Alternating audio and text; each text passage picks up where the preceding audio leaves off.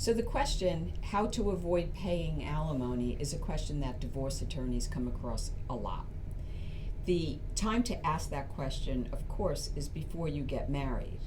And the answer is simple, is you would have a prenuptial agreement. A prenuptial agreement is a contract that you enter into with your intended spouse, and you resolve many issues, one of those issues being alimony. You would simply make a term of the prenuptial agreement that neither party would have to pay alimony in the instance of divorce. If your prenuptial agreement complies with your state laws, it's enforceable, and the issue of alimony should not arise at all during the divorce. That's the safest way. However, if you are married and you are asking this question, let's say the issue of divorce has not arisen, you could get a post-nuptial agreement that you would enter into with your spouse, similar to the prenuptial agreement, wherein both of you would waive your right to collect alimony from the other. That's a little more difficult. It's a delicate situation that I have not really seen very often, to tell you the truth. Usually when you're married and you're looking to avoid paying alimony, it's because you're heading toward a divorce. The time to ask this question is before you talk to your spouse about divorce. Planning to avoid paying alimony can actually be very effective. The first thing you do is you decide what kind of risk you're at for paying alimony. So for instance, if there's a large income disparity, you make significantly more income than your spouse, there's a good chance that you'll have to pay alimony. That chance becomes less even if there is an income disparity, if it's a very brief marriage. If it's a short marriage, then the likelihood that you're going to pay alimony is significantly decreased.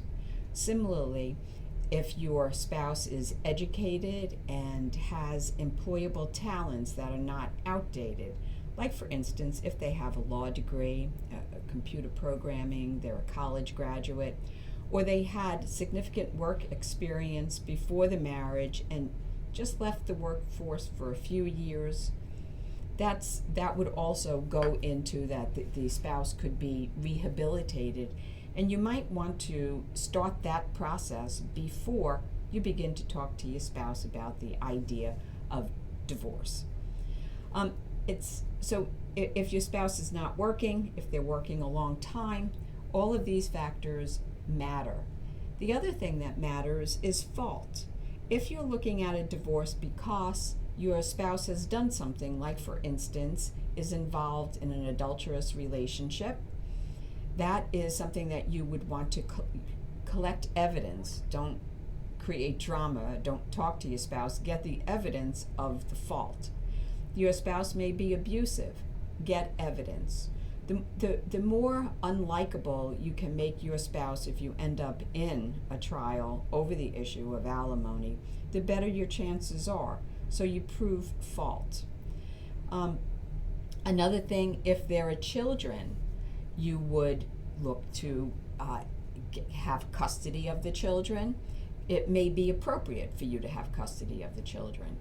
If it's not, then you might want shared physical custody of the children.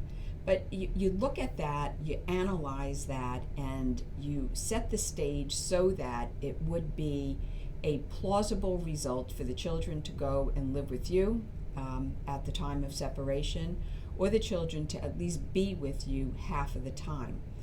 The more custody of the children you have, the less alimony you'll pay, or the less likelihood there is that you will be paying alimony. So you would consider those things also. It's a lot. There's a lot of moving pieces, and it's best to really think it through and make a plan. How do you get custody? How do you increase your chances to have at least equal access to the children? You get more involved in the day-to-day life. You cook for them, you take them on their play dates, you take them to school, you do the homework with them. You get as involved with the children as possible, and again, collect evidence of that. So there's also, while saying on the one hand, change your circumstances, and yes, that means delaying your exit from the marriage, there's also don't procrastinate, don't take too long. The longer you're in the marriage, the greater the likelihood that you're going to pay alimony, and the greater the likelihood that you're going to pay alimony for a long period of time. So so plan to get out as quickly as possible. Don't collect any more assets. Do whatever you need to do there. There's also, for instance, if you work overtime, you might want to cut a lot back on overtime. Don't do anything to really increase your income as you're approaching the period where you're going to start the divorce process. Don't increase the amount of income that you're bringing in. And perhaps the best thing that you could do is talk to a divorce attorney before you talk to your spouse. Put together a cohesive plan, something that makes sense for you. If you are going to pay alimony, then look at the alternatives, how you can decrease or at least minimize that hurt. There are ways, for instance, alimony can be indefinite. In other words, you keep paying it and there is no end to it. So you would negotiate a definite term of alimony, like 5 years, 3 years, 10 years, depending on the circumstances. And in that term, you could negotiate a higher amount that decreases. It gets less and less and less. So that's one alternative. Another thing that you can do is you could buy out alimony. So you might transfer an asset that an income producing asset or an asset of some kind of value that your spouse would have in lieu of alimony. Those are some of the tactics that you could do. You could use your retirement asset and you can transfer that to your spouse with the idea that you would be able to build your retirement asset back up. So it's a good idea to evaluate your circumstance, make a plan, make whatever efforts you could do ahead of time to minimize the risk of alimony.